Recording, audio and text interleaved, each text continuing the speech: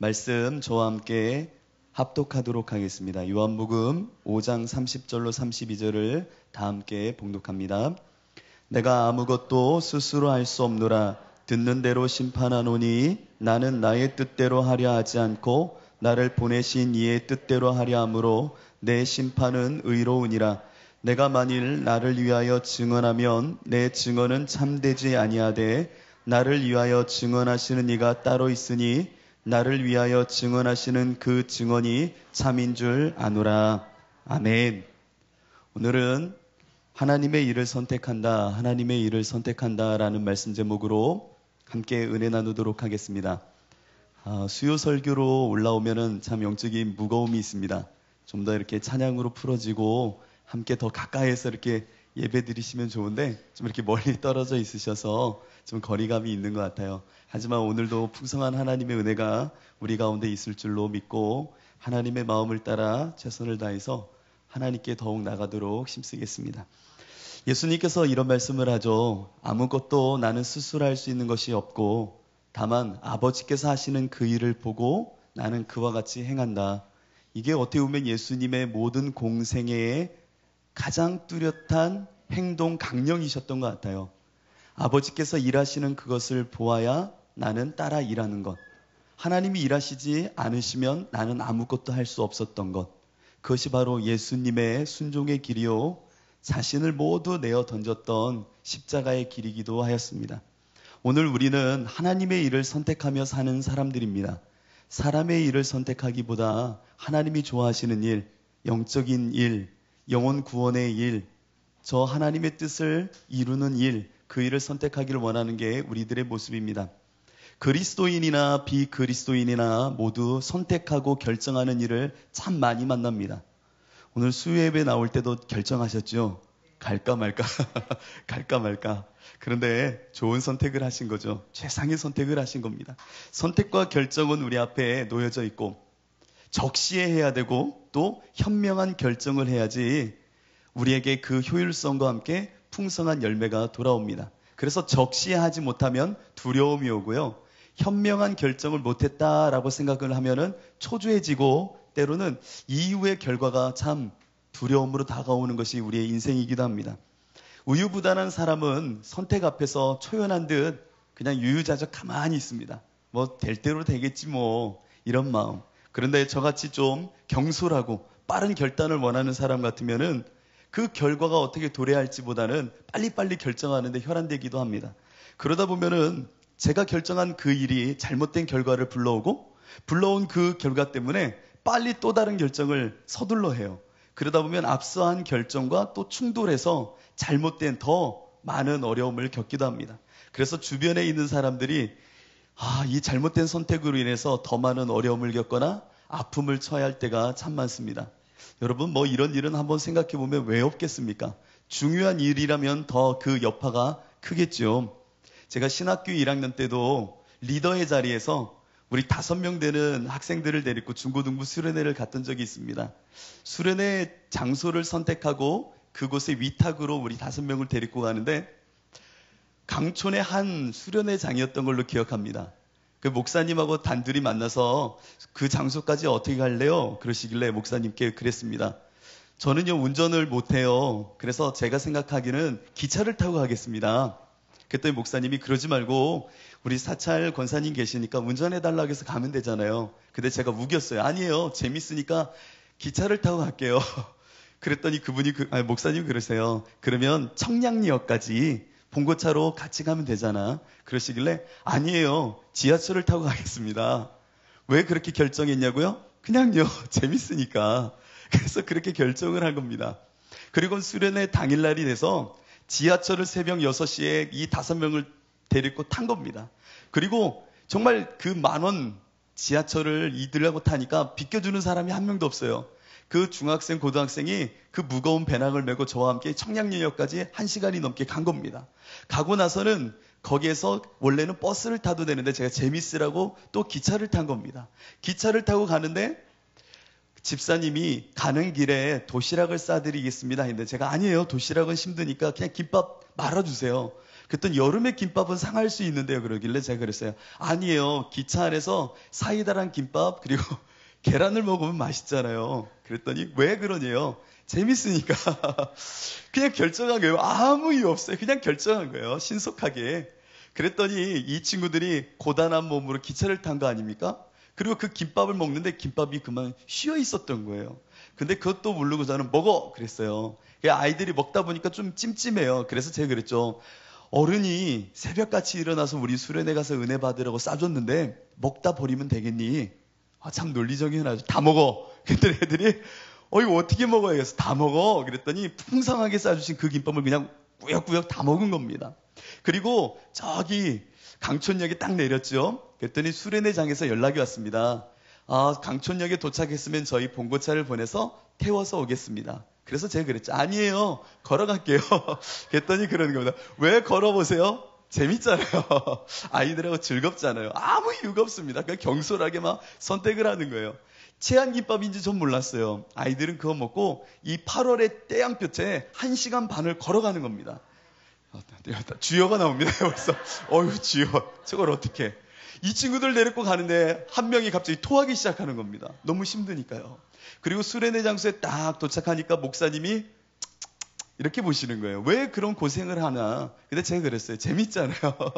유독 하나 중고등부와 수련회는 재밌어야 된다는 그 생각 하나로 거기까지 간 겁니다. 준비 찬양이 시작됐네요. 준비 찬양이 시작됐는데 거짓말 하나 하라고 두 녀석이 갑자기 저한테 그러는 겁니다. 속이 이상해요. 그래서 제가 화장실 가. 그랬더니 이 두 녀석이 신발장으로 가다가 신발장에서 다 토해 놓은 겁니다. 와, 5명 갔는데 2명이 토했어요. 그래서 제가 보듬어서 숙소 올라가라 했어요. 그랬더니 또 한 명이 오더니 이름도 기억하면서 충무가 저한테 오더니 저도 이상해요. 그래서 이 친구도 올라가. 그랬더니 거기서 또 토한 겁니다. 또 한 명이 또 오더니 그래요. 저도 이상해요. 다 식중독에 걸린 거죠. 1명 빼놓고 4명이 다 올라갔어요.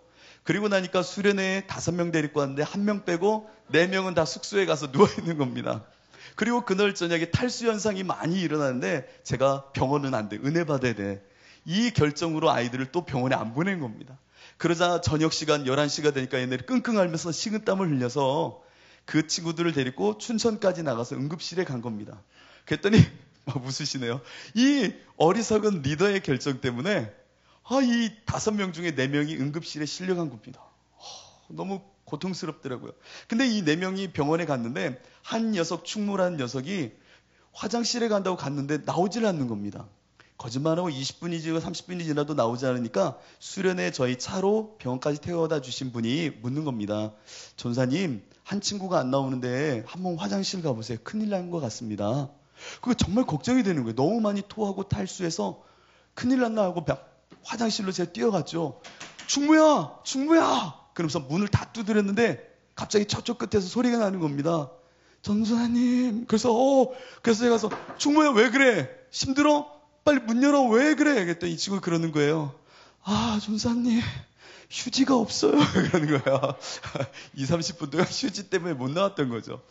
제가 이 우스갯소리로 이야기하고 있지만 경솔한 선택이요. 인생에 정말 큰 여파를 갖고 오는 겁니다. 제가 가벼운 이야기를 했지만 예수님을 믿고 산다는 것은 우리가 이제는 나의 선택이 아니라 하나님의 일을 선택하는 사람으로 산다는 얘기 아니겠습니까? 그런데 그 하나님의 일을 선택할 때에 여러분들의 그 방향과 효율성의 시금석이 되는 것은 무엇입니까? 한번 생각해 보십시오.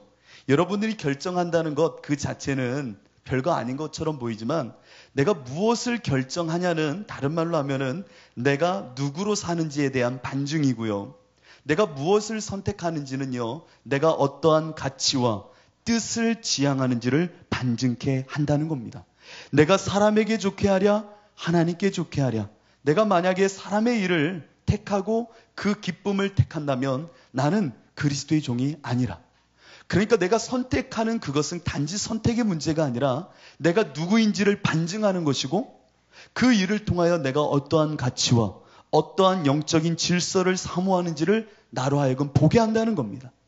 오늘 하루뿐만 아니라 여러분의 삶 속에 어떠한 선택을 통하여 누구의 종임을 드러내셨습니까? 여러분이 누구로 살았는지를 증언하셨습니까? 하나님이 증언하는 인생이셨습니까? 아니면 나 스스로가 돈과 물질에 묶여서 그것이 증언하는 인생을 사셨습니까? 예수님은 말씀하시죠. 나는 오직 하나님이 증언하는 인생을 살겠다. 이건 제 얘기가 아닙니다. 오직 하나님의 일을 선택한다는 것은 하나님이 내 인생을 증언하시며 힘을 주시며 그 인생을 책임지신다는 말씀입니다. 우리 예수를 믿는 사람들은 그렇게 하나님의 일하심을 보고 그것을 선택하는 것에 굉장한 관심을 두고 있어야 됩니다. 왜냐하면 나에게는 하나님의 이유가 있고 나를 향한 하나님의 계획이 있으며 나를 향한 하나님의 계획은 그냥 계획이 아니라 최상의 계획이기 때문입니다. 왜냐하면 우리 하나님이 정말로 말로 형용할 수 없는 최고의 하나님이시기 때문에 그분이 나로 하여금 선택해 하시는 것은 최상의 열매를 내 안에 예비하고 계시다는 겁니다. 우리는 이 안에서 귀한 것을 하나 깨달아야 됩니다. 그것은 바로 하나님께서 나에게 드러내시는 이 선택지, 선택의 방향은 과연 어떻게 결정할 수 있느냐라는 겁니다. 그리스도인들의 선택은 두 가지입니다. 믿지 않는 사람이 아니라 그리스도인들이 선택하는 것은 단 두 가지입니다.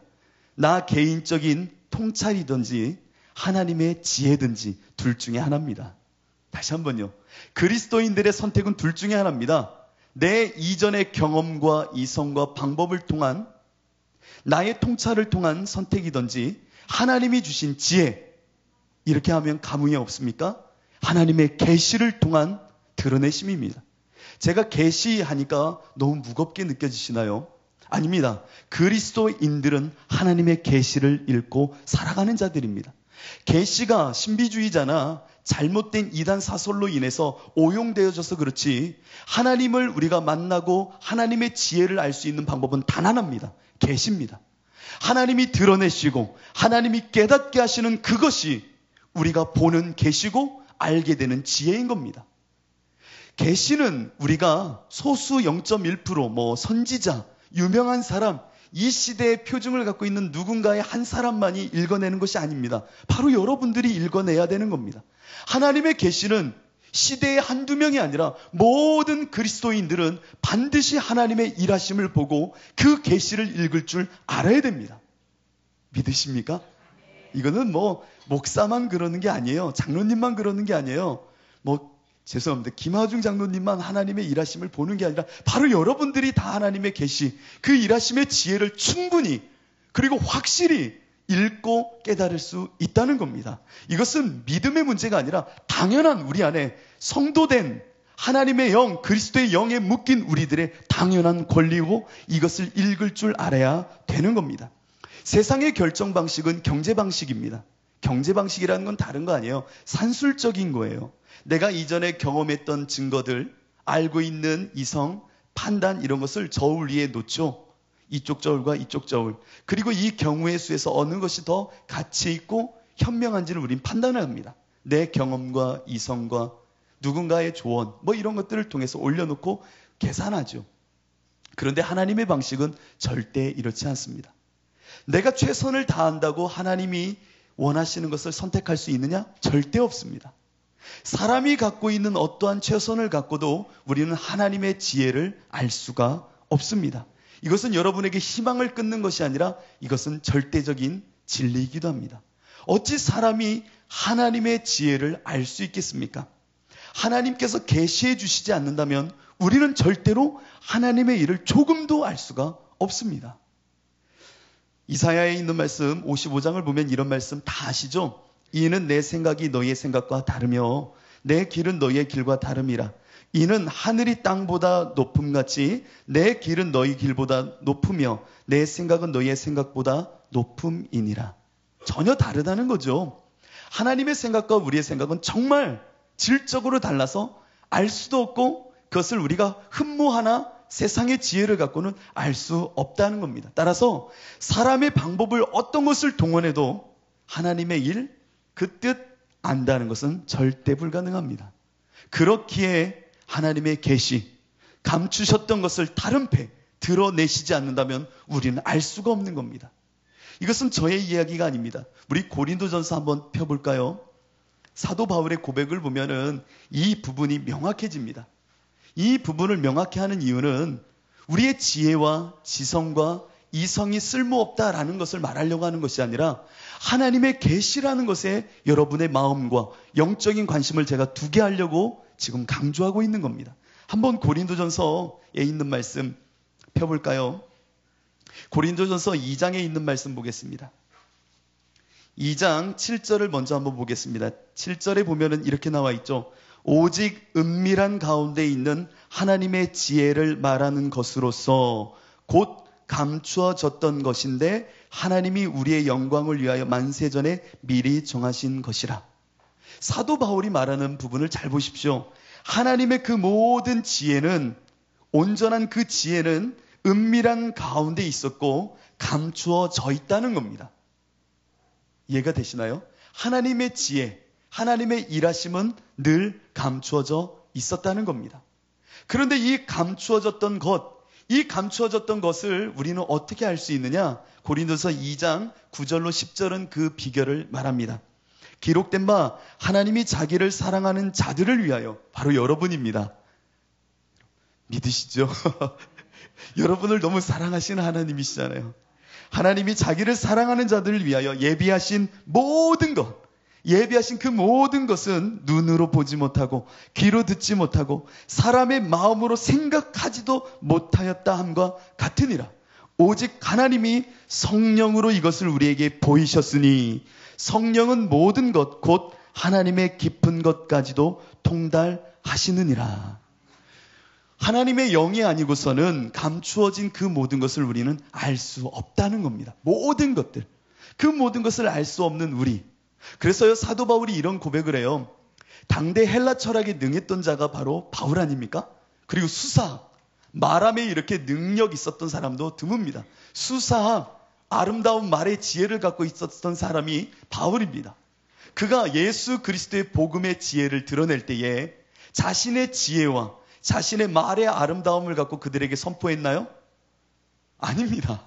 사람의 지혜로는 하나님의 지혜와 하나님의 계시를 읽어낼 수 없기에 오직 성령의 능력과 성령의 나타나심만을 의지하여 그들에게 복음을 전했던 이가 바울입니다.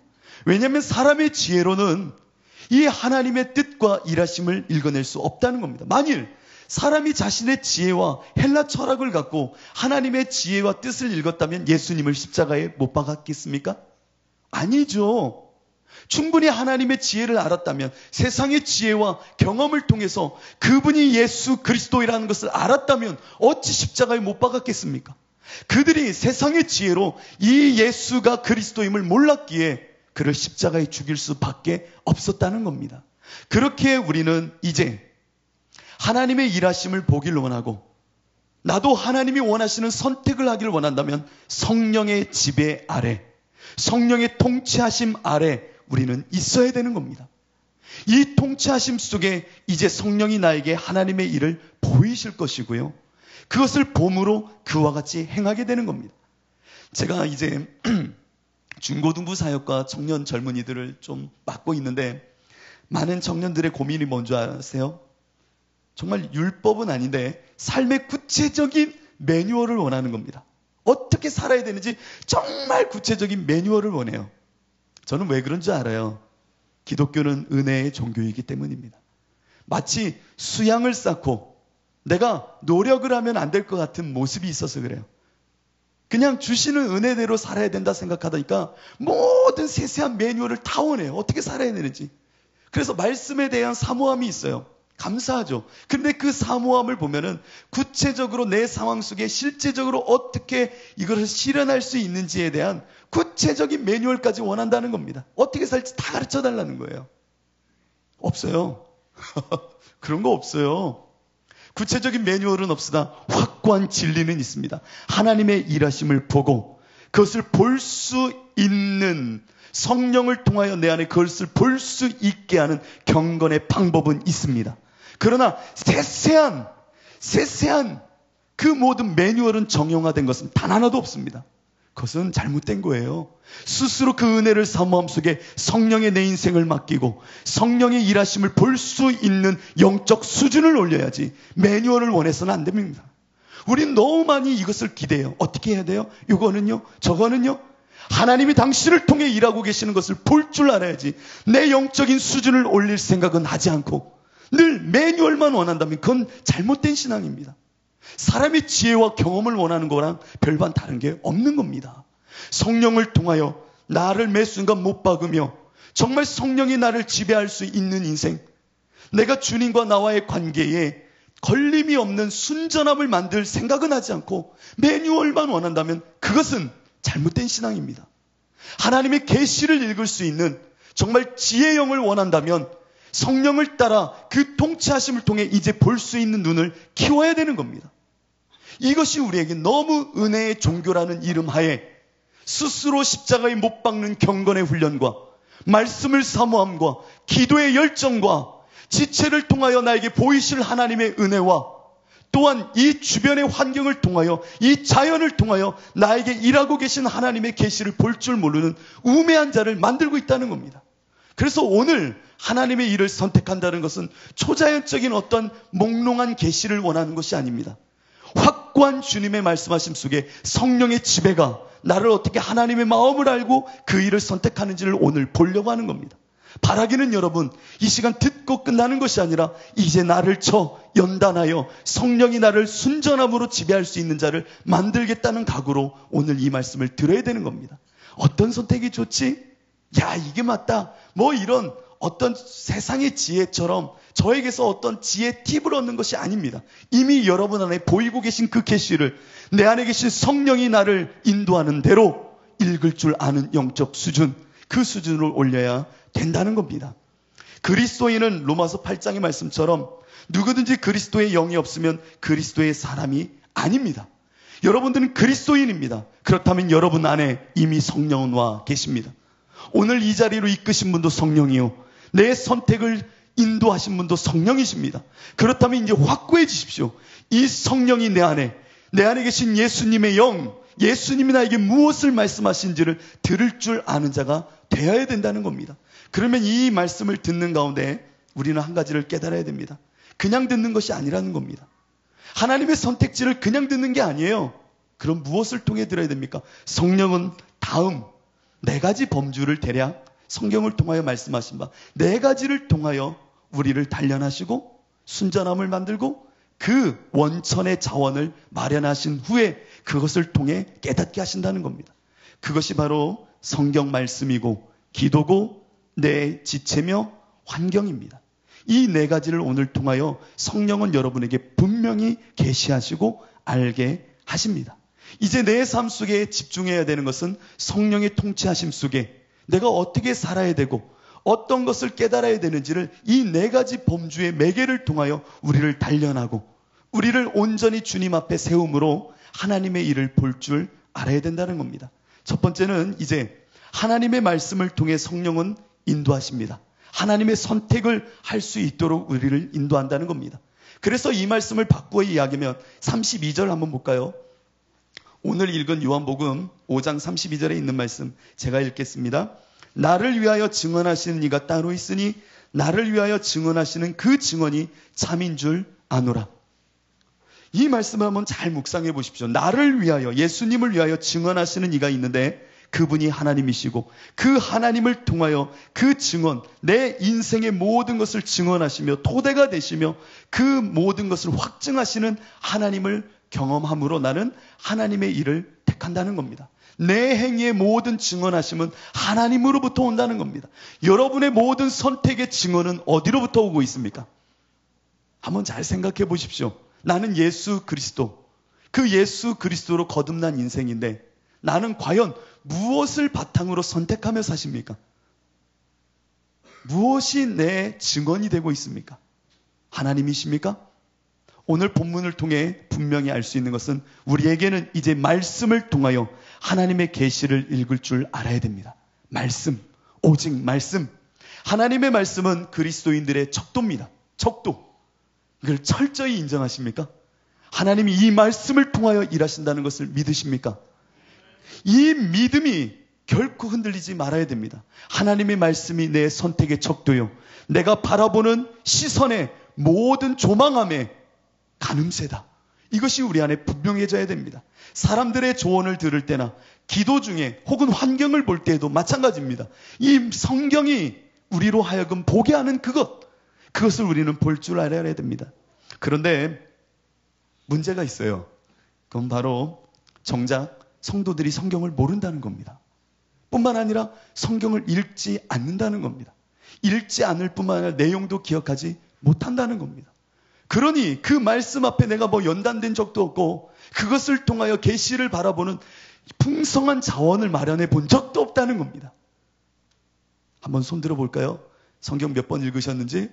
네, 제 눈을 피하시는데 몇 번 읽었는지가 사실 중요합니다. 중요합니다. 성경을 많이 읽어야죠. 많이 노출시켜야죠.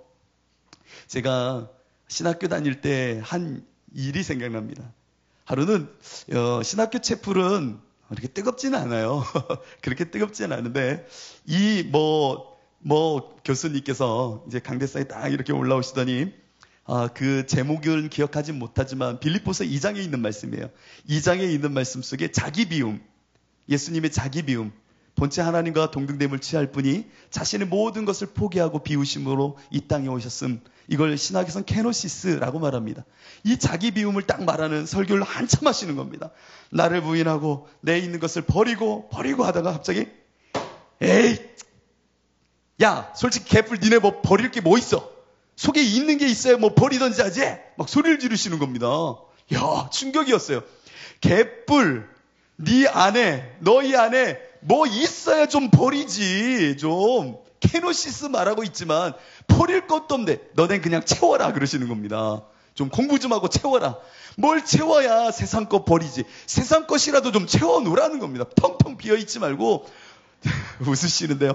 좀 뭐라도 채워야 내가 이 설교할 때 힘이라도 생기는데 좀처럼 이 설교하는데 버릴 것도 없는 애들이라는 거예요. 얘네는 네. 여러분 성경을 좀 채우셔야 됩니다. 말씀을 채워야 돼요. 그래야지 잘못된 것은 좀 버려야 됩니다. 이 설교가 되는데 버릴 게 없어서는 안 돼요. 아예 버릴 것도 없어요. 이 수준이 되면 안 되잖아요. 웃고 있지만 이거 참 심각한 얘기예요. 사실은요. 참다운 그리스도인들은 전적으로 이 하나님의 말씀에 의존하는 겁니다.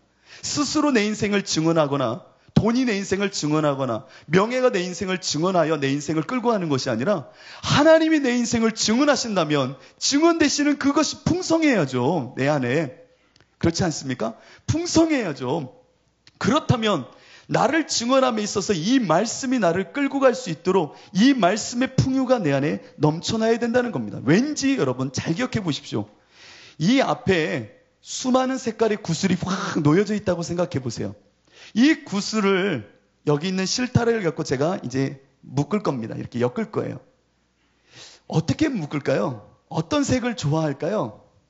이것은 제 안에 있는 다른 말로 하면 메스트 코드라고 하는 이 코드를 통해 내가 조율하는 겁니다. 무지개색을 내가 생각하면 그 색깔을 할 것이고 빨간색만 모을 수도 있는 겁니다. 수많은 파편적인 사건들이 있을 때에 내 메스터 코드, 내가 무슨 생각과 무슨 뜻을 갖느냐에 따라 이 수많은 색깔에서 나는 만들어낼 수가 있는 겁니다.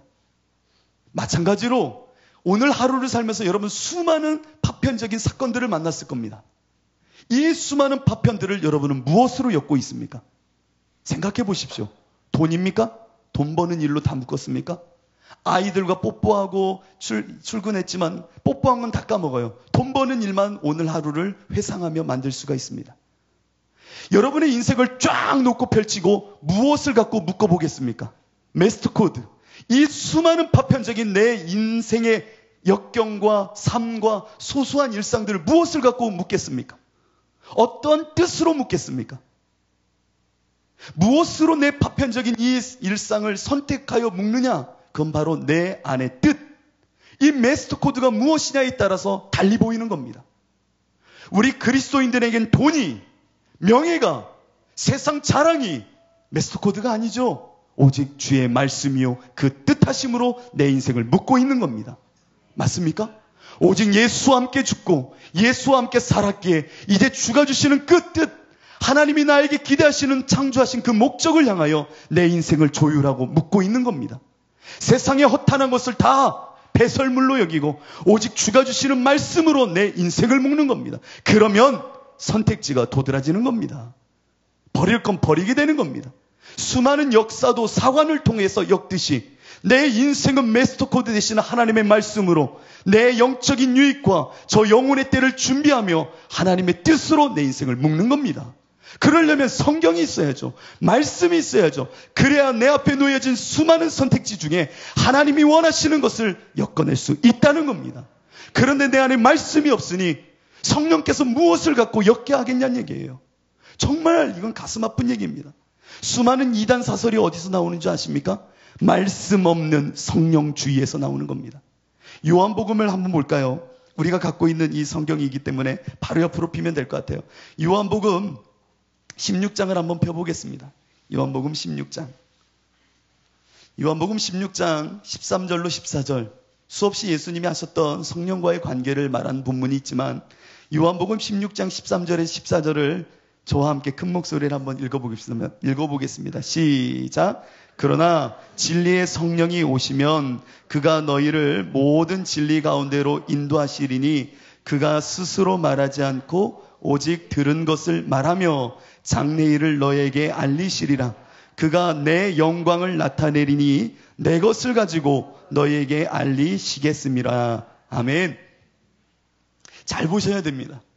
하나님의 일은 그냥 황무지와 같은 곳에서 일어나는 것이 아니라 성경이라는 풍성한 말씀을 이제 성령이 깨닫게 하심을 통하여 내가 이제 하나님이 선택하기를 원하시는 것, 하나님의 일을 보게 되는 겁니다. 그런데 우리 가운데 이 말씀이 없으면 어떠한 일이 벌어지냐면요. 오늘 예수님이 하신 이 말씀을 균형 없이 어그러지게 만드는 겁니다.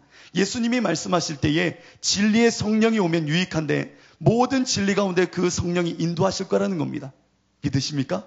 그 진리의 성령이 내 안에서 지금도 일하고 계실 터인데 그가 성령이 스스로 말하지 않고 잘 들으셔야 돼요. 성령 스스로 말하지 않고 오직 들은 것을 말하며 오직 들은 것을 말하는 분이 성령입니다.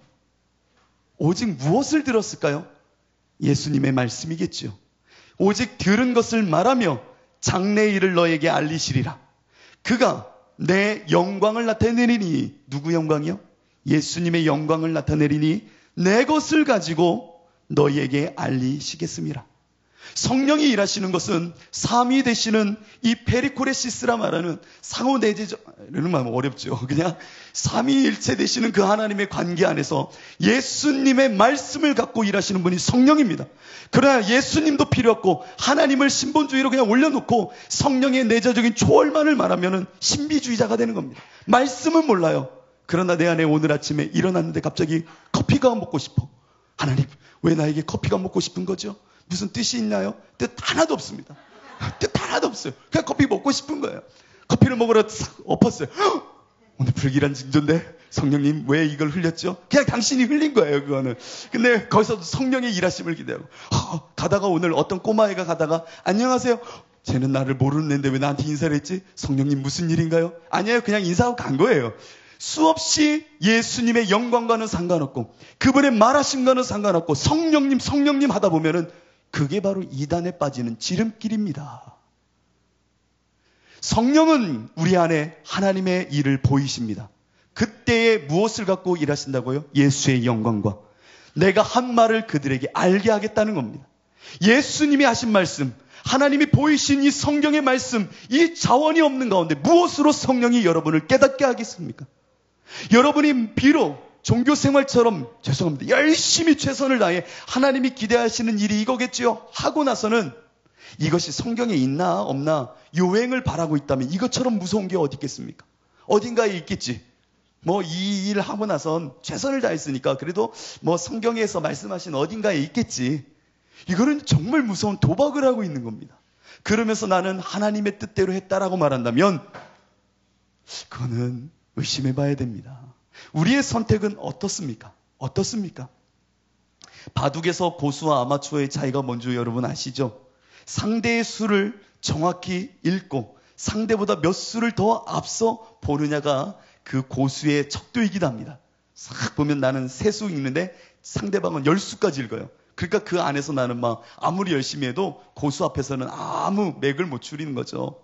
마찬가지입니다. 성경을 많이 읽으면요. 성경에 내 인생이 많이 노출되면요, 수많은 상황 속에서도 하나님의 수가 보이는 겁니다. 하나님의 일하심의 수가 보이는 거라니까요. 제 말이 아니라 하나님의 그 일하심의 방법을 알기에 성령께 구하게 되는 겁니다. 무엇을 나에게 기대하시는 겁니까? 그러면 그 수많은 수를 나는 보게 되는 겁니다. 마찬가지로요, 우리의 인생 가운데는 이 수많은 어휘가 놓여져 있어요. 어휘. 어린아이들은요, 슬프고 짜증나도 짜증나, 외로워 짜증나도 짜증나, 서럽고 짜증나도 짜증나, 억울해서 짜증나는 것도 짜증나, 화가 나서 짜증나는데도 짜증나, 피곤해서 짜증나는 건데 짜증나, 지겨워서 짜증나는데 짜증나. 그러니까 애들은 그냥 맨날 짜증나, 짜증나만 말해요. 정확하게 왜 짜증나는지, 슬픈지, 외로운지, 서러워서인지, 억울해서인지, 아쉬워서인지, 화나서인지 이 단어를 모르니까 그냥 모든 걸 그냥 짜증나, 짜증나만 말하는 거예요. 어휘를 알면요, 그 어휘를 통해 세상을 보게 되는 겁니다. 이해가 되십니까? 제가 저희 아이한테 아유, 저 앞산 보고 있으니 고즈넉하네, 이렇게 말했어요. 그럼 저희 아이가 이 말을 알아들을까요? 같이 앞산 보면서 고즈넉하지? 근데 저희 5살, 6살 애가 뭔 소리인지 알까요? 나는 그 고즈넉이란 단어를 아니까 고즈넉함을 알게 되는 겁니다. 이 언어라는 것은 참으로 놀랍습니다. 그래서 에른스트 카시로라는 사람은 인간이 무엇인가에서 이 언어라는 것을 통해서 내외적인 이 상호관계와 세계를 읽는 눈을 말하기도 합니다. 뭐 이건 다 까먹더라도, 뭐 이런 건 제가 그냥 구더덕이니까 버리더라도 마찬가지면 성경에 있는 수많은 사건과 영적인 언어와 칭의와 성화와 회심과 성령의 일과 성령의 소욕과 육체의 정욕과 이런 수많은 성경에 있는 언어와 말씀하심이 내 안에 실제가 되면은요, 세상 사람과 동일한 사건을 만나도 내 눈에 보여지는 수와 열려주심의 계시는 다른 겁니다. 같은 사건을 보아도 나는 하나님의 마음을 읽기 시작하는 겁니다. 왜? 그것이 나에게 노출되어 있어서 같은 사건과 같은 어려움을 당해도 내가 보고 있는 그 사건은 세상 사람과는 천지 차이로 달리 보이는 겁니다. 왜? 나는 하나님의 언어를, 하나님의 말씀하심을, 내 안에 그 말씀이 일하심을 그 누구와 비교하여도 충분히 알거든요. 그렇게 성령이 내 안에 있는 이 자원을 통하여 보게 하시고 깨닫게 하실 것이 많다는 겁니다. 그러니 성경을 읽어야 되는 겁니다. 성경 속에 살아있는 그 수많은 하나님의 사람들을 나의 언어로 만들어야 되는 겁니다. 성령이여 내 안에 신비의 이 말씀을 새겨주옵소서. 이 신비의 내 마음속에 그 말씀을 새겨주옵소서. 그리하여 하나님이 원하시는 바를 보게 하소서. 그 계시를 읽게 하여 주옵소서. 그 하나님의 역사하심을 내가 보고 선택하게 하여 주옵소서. 날선 검과 같이 내 혼과 영과 골수를 쪼개서 그 말씀이 지향하는 바를 내가 분명히 성령을 통하여 보게 하옵소서. 성령이여 깨닫게 하소서. 이것이 우리 안에 살아있어야 되는 겁니다. 이것이 없이 그냥 유행을 바라며 무언가 나에게 선택할 수 있는 것을 주시겠지? 잘못되는 겁니다. 잘못되는 겁니다. 두 번째는 기도를 통해서 나의 뜻을 버리고 이제 하나님의 뜻을 붙잡는 기도의 이 관계를 늘 유지하고 있어야 됩니다. 기도는요, 주술이 아닙니다. 마술이 아닙니다. 어느 틈엔가 우리가 기도하면은 내가 원하는 바를 딱 놓고요, 주세요, 주세요, 주세요. 그러니까 내가 뭐 말하려고 하는데 주세요, 듣기 싫어요. 주세요, 주세요, 주세요. 아니요, 기도는 주술이 아닙니다. 그렇죠. 하나님과 정말 간구하는 게 있으면 구하고 찾고 문을 두드린 바에 명확함이 있어야죠. 하나님은 이런 하나님이시고. 그런데 제 삶은 왜 이래요? 좀 이것 좀 이렇게 해주시면 안 돼요, 하나님? 안 돼. 왜요? 하나님 이렇게 역사하시잖아요. 너랑은 상관없어. 그래도요, 하나님 내 상황 속에 이렇게 해주시면 좋을 것 같아. 그건 네 생각이고 어디에 있는 이 말씀 기억해. 그래요, 하나님 그때 그렇게 일하셨지만 나에게 이렇게 일하시길 원합니다. 안 돼. 하나님 그래도 하나님이 이런 하나님이시잖아요. 아니야, 너에게는 이래. 논쟁이 있고 때로는 대화가 있어야지 기도 아닌가요? 그냥 주세요, 주세요, 주세요, 주세요. 몰라요, 나는 뭘 듣기 싫고 주세요, 주세요, 주세요. 아니에요. 기도는 그게 아니에요. 정말 구하는 기도는 그런 기도가 아니잖아요. 죄송합니다. 지금까지 이렇게 기도하신 분이 계시다면 그 마음을 사셔서 하나님 간청하면 응답하실 수는 있지만 이건 좀 아닌 것 같아요. 예레미야에 있는 말씀 한번 보면은 너는 내게 부르짖으라. 다 아시는 말씀 아닙니까? 너는 내게 부르짖으라. 내가 내게 응답하겠고 네가 알지 못하는 크고 비밀한 일을 내게 보이리라. 이 말은요, 정말 하나님 입장에서 너무나도 귀한 말씀 주신 거지만 우리 입장에서는 답답한 얘기입니다. 잘 보십시오. 부르짖으라. 내가 내게 응답하겠다. 할렐루야. 응답하세요. 저 이거 원했는데 네가 알지 못하는 크고 비밀한 거야. 아니, 난 이 A를 원했는데 내가 알지 못하는 뭐요? 그것을 너에게 주겠다? 아니요. 보이리라. 내가 알지 못하는 크고 비밀한 일을 내게 보이리라. 그것을 구하게 할 것이고 그것을 너로 하여금 이루게 하시겠다는 겁니다. 기도를 통하여 우리는 무엇을 기대하셨습니까?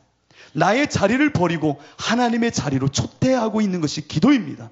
너의 이성의 자리에 부르짖음을 하나님이 들으시고 그래 내가 응답하마. 그런데 그 응답은 네가 알지 못하는 크고 비밀한 일이라는 겁니다. 그것을 너에게 보여 구하게 하고 찾게 하겠다는 겁니다. 그래서 진정한 기도자는 기도 제목의 리스트, 응답 리스트를 갖고 만나는 것이 아니라 그 하나님께 나의 자리를 털어놓고 하나님의 뜻에 나를 맞추고자 나와 하나님이 나를 통해 무엇을 기대하시고 일하실지를 듣는 시간입니다.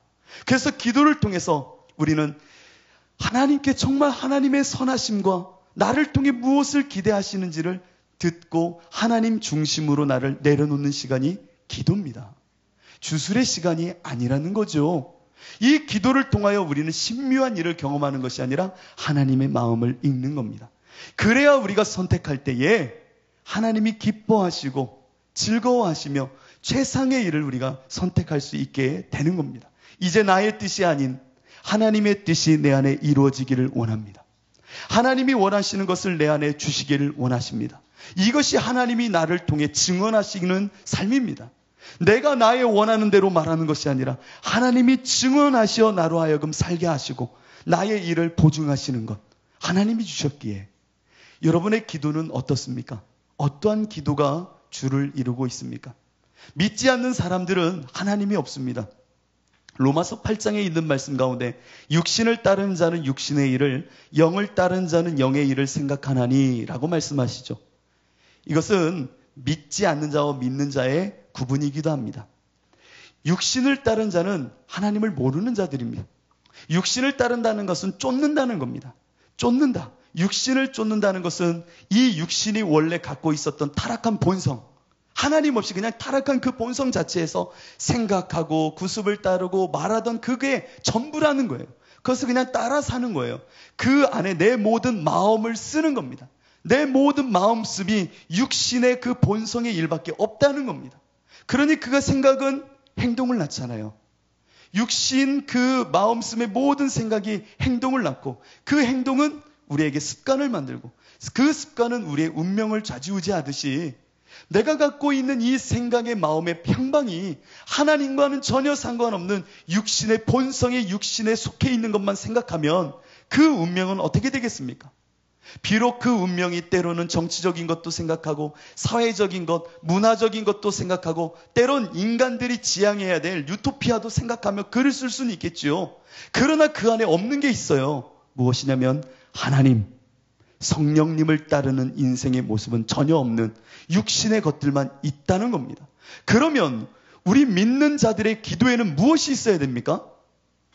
영을 따르는 하나님, 그 하나님의 생각, 하나님의 일, 그 하나님의 일에 내 모든 것을 마음 쓰는 이것이 있어야 되는 겁니다. 그런데 우리의 기도에 하나님이 없는 나의 간청함만 있다면 주술입니다. 잘못된 겁니다. 그리고 그 선택이 옳다라고 하나님께 주입하고 있는 겁니다. 하나님을 나를 위한 도구로 만들고 있는 겁니다. 기도를 왜 하십니까? 내 원하는 바를 이루려고요? 아니요. 하나님께서 원하시는 바에 나의 인생을 내어 드리고자 기도하는 겁니다. 하나님의 뜻이 이루어지고자 기도하는 겁니다. 왜? 나는 영을 따르는 자, 영에 속한 자, 내 모든 마음씀은 오직 하나님께 쏠려 있기 때문입니다. 여러분, 예수님과 함께 죽었잖아요.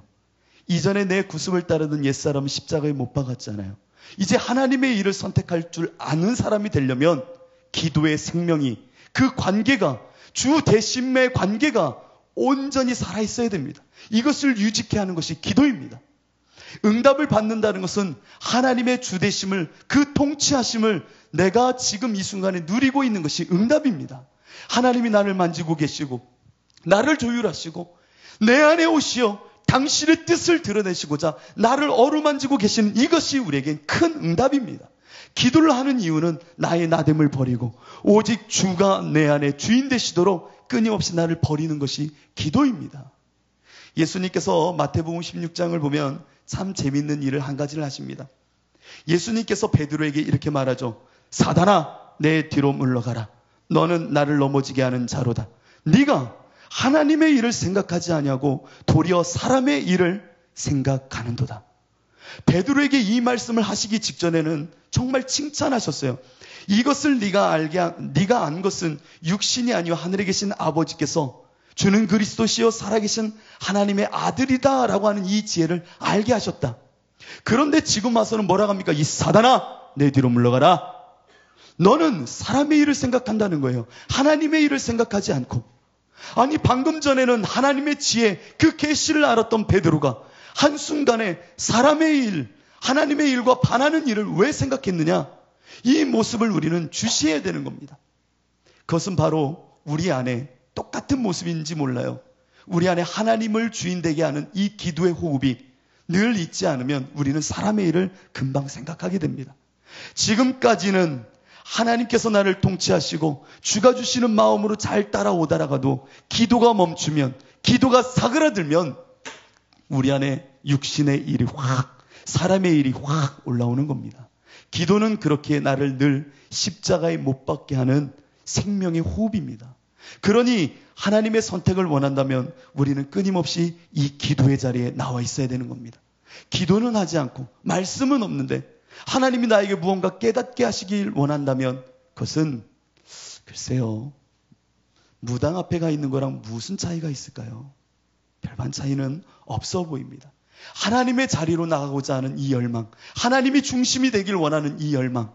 이사야 6장을 한번 보면 이런 본문이 있죠. 우시아 왕이 죽던 해에 주께서 높은 보좌에 앉으시고 스랍들이 그 주변에 있을 때 이런 말씀을 합니다. 잘 들어보십시오. 내가 또 주의 목소리를 들으니, 이사야가 듣고 있는 겁니다. 주의 목소리를 들으니 주께서 이르시되 내가 누구를 보내며 누가 우리를 위하여 갈고 하시니 그때에 내가 이르되 내가 여기 있나이다. 나를 보내소서 하였더니. 잘 보십시오. 기도의 모습에 어떻게 보면 정말 놀라운 장면 하나를 보여주시는 것 같습니다.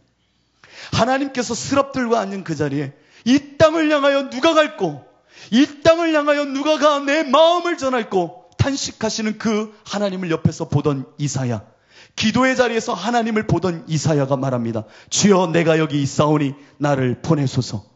하나님께서 이사야야 네가 갈래? 라고 물으신 것이 아니라 기도의 자리에서 하나님이 원하시는 그 자리를 보며 하나님의 마음을 읽는 그 순간에 주여, 내가 여기 있나니 나를 보내소서, 나를 보내소서. 하나님은 한탄하듯 당신이 그 말씀을 흘렸는지 모르시지만 나는 그 옆에서 기도함으로 주의 마음을 읽었사오니 내가 가겠다는 겁니다.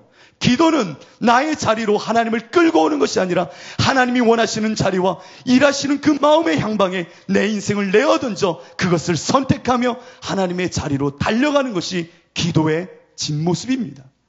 우리는 어떤 모습을 갖고 하나님 선택하길 원한다고? 이 둘 중에 뭐가 좋나요? 아니요. 하나님이 일하시는 자리를 보아야죠. 기도 가운데 하나님의 탄식을 들어야죠. 그런데 나는 내가 원하는 것을 다 정해놓고 하나님 어떤 겁니까? 골라주세요 라고 말한다면 우리는 하나님을 무시하고 있는 겁니다. 이사야, 주여 내가 여기 있사오니 나를 보내소서. 미약한 자나 내가 여기 있사오니 주여 나를 보내소서. 하나님이 일하시는 그 자리가 내가 선택할 자리요, 내가 원하는 자리로 하나님을 끌고 오는 것이 아니라 하나님이 일하시는 그 자리에 내가 서 있으면 하나님을 경험하게 될 것이고 하나님의 일하심에 내가 사용되게 될 것입니다. 너무 나의 자리로 하나님을 끌고 오지 마십시오. 내 자리를 들고 일어나 가라. 예수님이 저 베데스다 연못에서 말하였던 그 말씀의 선포처럼 여러분의 자리를 들고 일어나 하나님의 자리로 갈 때입니다. 언제까지 나의 자리에 오지 않는다고 한탄하며 원망하고 있겠습니까? 우리의 선택지는 누가 만든 겁니까? 누가 증언하고 있습니까? 하나님이 증언하는 것이 되어야 됩니다. 나는 스스로 할 수 있는 것이 그래서 예수님은 없다는 겁니다. 하나님이 일하셔야 내가 일하고 그분이 멈추면 나는 일할 수밖에 없다. 이것은 예수님의 고백이 아니라 우리의 고백이 되어야 됩니다. 제가 알고 있는 한 권사님이 계십니다. 정말 저랑 정말 친한 이제 40을 넘은 젊은 권사님이신데 그 권사님이 하루는 저를 찾아와서 함께 이야기하는 가운데 고민을 털어놓으셨는데 그것은 바로 이 학교를 인수하게 됐다는 겁니다. 이 자동차 관련된 일을 하시는 분인데 이 학교가 이제 거의 무너지게 생겼다라는 소식을 듣고 그 학교는 대안학교처럼 한 10명 정도가 소수가 이 기독교 교육을 받던 학생들이었거든요. 근데 그 친구들이 이제 갈 데가 없고 이 학교를 운영할 사람도 없어서 장로님과 그 운영하던 목사님이 큰 부채를 안고 있어서 당신에게 넘겼다는 겁니다. 받아달라고. 그걸 받고 나니까 너무 무겁더래요. 어떻게 이걸 해결해야 될지. 여러분이 만약 그 상황이라면 무엇을 선택하겠습니까? 기도의 자리에 나가 무엇을 구하며 간구하겠습니까? 여러분 한번 생각해 보십시오. 이 부채를 어떻게 해결합니까? 이 어려움을 어떻게 해결합니까? 이게 기도의 제목 되지 않겠습니까? 그렇죠. 그런데 이분은 그렇게 기도 안 하더라고요. 어떻게 기도했냐면 그분의 카스 내용을 제가 그냥 읽어드리겠습니다. 저와 함께 나눴던 카스 내용인데 기도하는 가운데 내 상황을 어떻게 해결하실래요? 라고 기도하는 가운데 하나님은 하나님의 자리로 끌고 와 다음처럼 기도하게 하셨다는 겁니다. 그분의 카스 내용을 그냥 읽어드리겠습니다. 청소년들이 살아나야 나라가 산다. 청소년들이 살아야 모든 열방이 살아난다. 청소년들이 기도하면 세계 열방이 주님 앞에 돌아올 것이다. 이 음성만 주시더래요. 아니요, 이 부채랑 이 문제 해결하셔야죠. 지금 뭐 그런 말씀을 주세요. 그런데 그렇게 기도하게 하시더래요. 청소년이 살아야 나라가 살고 청소년이 살아야 모든 열방이 내게 돌아오며 청소년들이 기도할 때 내가 세계 열방을 그들에게 주리라. 이것을 기도하게 하시더래요. 그래서 정말 그거 놓고 기도했다는 겁니다. 청소년들 지금 돈의 문제가 있는데 청소년을 구하게 하시더래요. 그걸 선택하게 하시더래요. 그 자리에 내가 있으니 이 자리로 와 구하게 하시더래요. 그래서 열심히 기도했다는 겁니다. 그리고 얼마 지나서 그분의 카스에 다음과 같이 올라왔습니다. 얼마 전 하나님께서 놀라운 일을 행하셔 미국 베다니 학교와 MOU를 맺게 하셨고 현재 국제학교를 세워 하나님이 이곳을 통해 일하심을 점점 보게 되었습니다. 그리고 나선 그 밑자락에 이렇게 다음과 같은 기도의 구체적인 내용이 다시 한번 실렸습니다. 수능이 목적이 아니라 예수가 목적인 아이들, 성공이 목적이 아닌 예수가 목적인 아이들을 키워 주님의 살아계심과 주님의 동행하심을 만민이 알게 그렇게 키우길 원하며 기도하고 있습니다. 정말 이분의 고백을 한번 보십시오. 하나님의 자리로 가서 그 하나님이 무엇을 기대하시는지 읽을 때에 그 주변의 일들은 하나님이 해결하시더라는 겁니다. 정말 놀라운 선택입니다. 하나님이 원하시는 바를 정말 선택할 줄 아는 자입니다. 왜요? 기도하기 때문입니다. 기도. 우리는 또한 성령이 일하실 때 다른 지체를 통해 일하심을 우리는 보아야 됩니다. 잠언에 있는 말씀을 보면 도략이 많으면 백성이 망하여도 모사가 많으면 평안을 누린다라고 말씀하십니다. 모사. 여러분, 여러분의 인생의 모사는 누구입니까? 모사. 모사라고 하면은 예수님이 기묘자와 모사 아니십니까? 모사는 영어로 보면 카운셀러입니다. 그러니까 나한테 조력, 도움을 주는 자. 예수님이 나에게 도움을 주시는데 때로는 우리 옆에 있는 지체들을 통해서 나에게 하나님의 말씀하심을 알게 하십니다. 근데 이 부분은 참 조심스러워서 구체적으로까지는 못 가겠어요. 그러나 한 가지는 더 기억해야 됩니다. 그들이 정말 하나님의 통치를 받는 자인지를 보아야 됩니다. 말씀과 기도의 통치를 받고 있는지, 그리고 내가 알지 못하는 그 분야에 대하여 협력자로서, 조언자로서 전문가인지, 그리고 그것을 통해 무엇을 나에게 말하는지, 그리고 그것이 누구의 영광을 드러내는지를 볼 줄 알아야 됩니다. 하나님의 영광인지 그 사람의 지혜인지 아름다운 지혜인지를 분별할 줄 알아야 됩니다. 무조건 옆에 있는 사람이 말한다고 하나님의 뜻은 아닙니다. 그 사람이 하나님과 동행하며 하나님의 통치하심에 있는 자인지를 볼 줄 알아야 됩니다. 그러려면 한 가지가 더 필요합니다. 우리 옆에 있는 형제 자매를 수단으로 사용하지 마십시오. 그냥 내 고민을 받아주는 사람 정도로만 보지 마시고 하나님의 통로요, 하나님이 나에게 허락된 하나님의 모사와 같이 여길 줄 알아야 됩니다. 하나님이 그 입술과 그 삶을 통하여 나에게 무엇을 말하실지 모른다는 겁니다. 여러분, 우리 옆에 있는 지체들을 어떤 눈으로 보고 계셨습니까? 우리 교회 함께 목장으로 여기는 그분들을 어떻게 보고 계셨습니까? 내 수단이 아니었습니까? 그냥 내 고민 받아주는 사람 정도로, 혹은 그냥 함께 즐거운 자리 하나 하는 정도로 생각하고 있었다면 오해입니다. 하나님이 일하실 통로요, 역사의 매개입니다. 그를 통하여 하나님이 통치하고 계시다면 그를 통하여 나에게 드러낼 바가 있다는 겁니다. 헨리 블랙컵이라는 사람이 있죠. 그 사람이 이런 말을 한 적이 있습니다. 기차 선로에 서 있을 때에 눈은 멀리까지 보지 못하나 멀리 기차가 오는 소리를 들어. 그리고 이 기차가 다가오니 이 선로가 흔들려 내 몸이 진동함을 느껴 나는 선로에서 피할 수 있다. 라는 이런 예화를 한 적이 있습니다. 우리는 다 지체입니다. 어떤 이는 눈으로, 어떤 이는 귀로, 어떤 이는 다리로. 그런데 우리 그 지체들이 하나님을 읽고 받아들이는 그것을 우리가 너무 무시한다면 우리는 하나님의 뜻을 또한 읽지 못하는 우매함에 빠질 수도 있다는 겁니다. 마지막입니다. 환경을 통해 일하십니다. 환경을 통해 분명히 성령님은 말씀하시고 계시를 보게 하십니다. 성도는 결코 환경의 피해자나 볼모가 아닙니다. 잘 들어야 됩니다. 이제요. 현명한 성도는 주변 환경을 그리고 이 자연이라 말하는 초월과 자연으로 나눴을 때 보여지는 이 자연의 모든 것 속에 하나님의 일하심을 읽을 줄 압니다. 근데 여기서 잘 들어야 됩니다. 제가 모든 것에 신이 임한다 이런 얘기를 하려고 하는 것이 아닙니다. 신학적인 이야기를 하려는 것이 아니에요. 예수님께서는 수많은 비유를 통하여 하나님의 계시와 하나님의 뜻을 드러내셨습니다. 아멘이십니까? 비유. 그 비유가 무엇이었죠? 예수님이 말씀하셨던 수많은 비유들이 무엇이었습니까? 자연입니다. 내 눈앞에 보이는 사람과 사람의 관계, 눈앞에 보이는 들풀, 날아다니는 새, 수많은 내 앞에 있는 것들 안에서 하나님의 뜻과 일하심과 마음을 보게 하셨다는 겁니다. 이것을 우리가 너무 많이 놓치고 삽니다. 너무 놓치고 삽니다. 이 말을 조금 더 깊이 한번 들어가 보려고 합니다. 여호와는 나의 목자시니 내게 부족함이 없으리로다. 시편의 고백을 읽지 않아도 좋아요. 또한 시편에 또 이런 말도 있죠. 주의 손가락으로 만드신 주의 하늘과 주께서 베풀어 두신 달과 별들을 내가 보니 사람이 무엇이기에 주께서 그를 생각하시며 인자가 무엇이기에 주께서 그를 돌보시나이까. 수많은 이 많은 것들을 보면서도 하나님의 일하심과 그 마음을 읽던 시편 기자, 그들을 몰라도 좋아요. 예수님께서 누가복음만 통해서 비유로 말씀하신 것들을 다 한번 본다면 오늘 하루가 가도 부족합니다. 그러나 제가 몇 가지만 읽어보겠습니다. 손에 쟁기를 잡고 뒤를 돌아보는 자, 추수할 것은 많되 일꾼이 적은 자, 어린 양을 이리 가운데 보낸 것 같도다.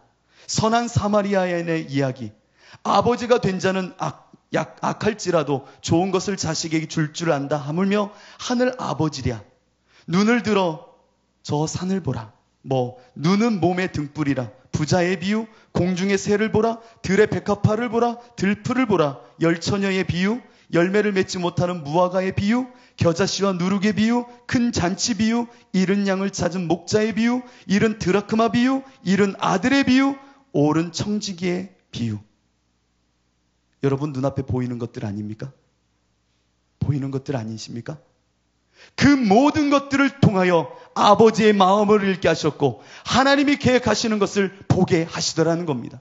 비유가 내 안에 실제가 되도록 그 비유들은 내 일상에 소소히 있는 것들이었다는 겁니다. 그런데 우리가 하나님을 믿는다는 이유 속에 어느 틈엔가 내 가족을 챙길 줄 모르고 내 일상의 소소함 속에 열심과 성실을 내 하나님의 계획하심과 뜻을 드러낼 줄 모르는 인생이 되고 있다면 가장 큰 하나님의 일하심을 놓치고 있는 겁니다. 이 시대에 없는 비유가 하나 있으니 이제 탕자의 비유는 더 이상 말할 수가 없는 시대가 되고 있습니다. 내 자식이 과연 아버지의 마음을 무엇을 통해 알겠습니까? 독생자 예수라 말하지만 오늘 이 시대에 자녀들이 아비가 자식을 죽이고 자식이 아버지를 죽이는 이 시대에 무엇을 통해 아버지의 마음을 깨닫냐는 거예요. 한번 생각해 보십시오. 이 시대에 무엇을 통하여 아버지의 마음을 말하고 이 시대에 그 무엇을 통하여 하나님의 마음의 향방을 읽을 수 있겠습니까?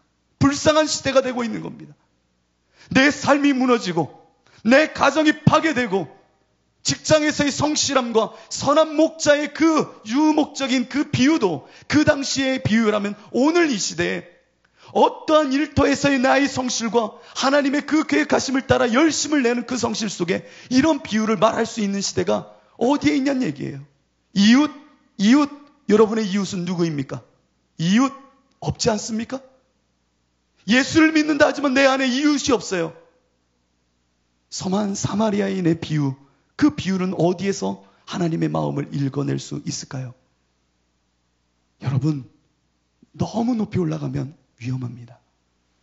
내 삶의 자리에서 예수님의 마음으로 하나하나 아비면 아비로서, 자식이면 자식으로서, 이웃이면 이웃으로서의 온전한 성실과 관계와 이 모든 것을 조망하는 눈 속에 하나님의 계시하심과 하나님의 마음을 읽는 눈도 열려지는 겁니다.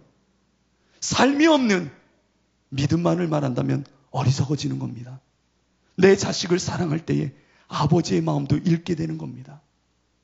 내 아버지의 마음을 그 자식을 키우면서 눈물로 키우면서 내 하늘아버지의 마음도 알고 독생자를 찢어 죽이시기까지 나를 사랑하셨던 그 하나님의 마음도 그 아이를 키우면서 더 깊이 알아가는 겁니다. 그런데 내 삶은 없는 가운데 하나님의 계시만 쫓는다면 정말 어리석은 겁니다. 여러분, 삶의 자리에 예수 그리스도의 십자가를 세우십시오. 그것이 없이 어찌 계시만을 읽는다 말하겠습니까? 말씀을 삶으로 살아내야 됩니다. 그 삶이 온전해질 때 그 안에 일하시는 하나님을 보게 될 것입니다. 그런데 우린 이건 없이 기도만에 목매달아 있다면 주술이 되는 겁니다. 우리의 삶을 다시금 봐야 됩니다. 말씀을 마치면서요, 저는 저희 아이를 키우면서 하나님의 약속이 무엇인지 분명히 알게 되더라고요. 아이를 키우면서 저도 모르게 너 이거 하면 이거 줄게, 너 이거 하면 이거 해줄게, 공부 잘하면 뭐 이럴 수도 있고, 동생하고 사이 좋으면 뭐 인형 사줄게. 제가 이거 하다가 갑자기 이 마음이 들더라고요. 나는 이 말씀을 언약으로 삼는데, 하나님하고 언약으로 삼는데, 나는 인형 받고 싶어서, 돈 받고 싶어서, 좋은 거 받고 싶어서 아버지께 나가던 자였구나. 아버지의 입장이 되니까 내 자녀에게 이거 주고 싶어서가 아니라 내 자녀가 이렇게 컸으면 해서 약속하고 있었던 건데, 이 마음을 읽게 하시더라고요. 언제요? 내 자녀를 키우면서. 그러니까 아버지의 마음이 더 읽혀지는 거예요. 하나님이 나를 향한 선택과 계획을 더 보게 하시더라고요. 여러분, 여러분에게 주어진 이 삶을 간과하지 마십시오. 하나님과 함께 그 말씀을 따라 순종할 때에 더 열려지는 계시와 지혜의 영이 있을 줄로 믿습니다. 이 모든 매개 위에 하나님이 먼저 행하신 것을 보게 하시고 여러분을 그와 같이 따라 행하는 능력도 더하실 줄로 믿습니다. 이 시간 찬양하고 결단하며 기도했으면 좋겠습니다.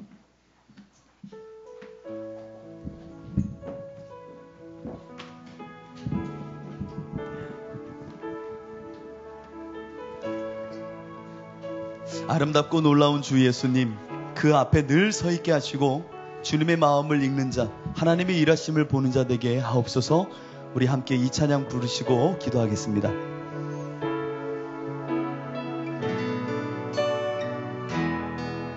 우리 마음을 다해서 영을 열어 찬양합니다. 아름답고 놀라운 주 예수, 말로 할 수 없네. 그 측량할 수 없는, 그 측량할 수 없는 위엄. 주님과 같은 분 없네. 주님과 같은 분 없네. 한없는 그 지혜와 사랑, 그 누구도 다 알 수 없네. 아름답고 놀라운 주 예수, 보좌에 앉으셨네. 보좌에 앉으셨네. 여러분 앞에 주님이 서 계십니다. 주님 앞에 내가 서 있네. 주 앞에 내가 서 있네. 주는 거룩하신 하나님, 그 앞에 서 있네.